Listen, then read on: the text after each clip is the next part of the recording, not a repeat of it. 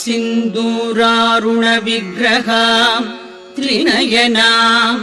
माणिक्यमौलिस्फुरत् तारानायकशेखराम् स्मितमुखीम् आपीनवक्षोरुहाम्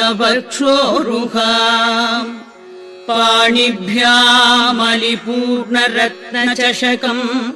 रक्तोत्पलम् बिभ्रतीम् सौम्याम् रत्नघटस्थरक्तचरणाम् ध्यायेत्परामम्बिकाम् अरुणाम् करुणाम् तरङ्गिताक्षीम् धृतपाशाङ्कुश पुष्पबाणचापाम् अणिमादिभिरावृताम् मयूखैः अहमित्येव विभावये भवानी ध्यायेत् पद्मासनस्थाम् विकसितवदनाम् पद्मपत्रायताक्षिम्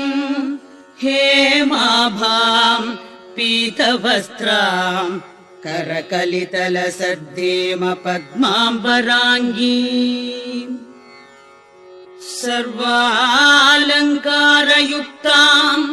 सततमभयदाम् भक्तनम्राम् भवानी श्रीविद्याम् शान्तमूर्तिम्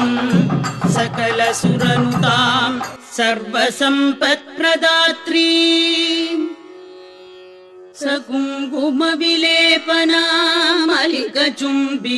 सकुङ्कुमविलेपनामलिकचुम्बिकस्तूरिकाम् समन्दहसिते क्षणाम् सचरशापपाशाङ्कुश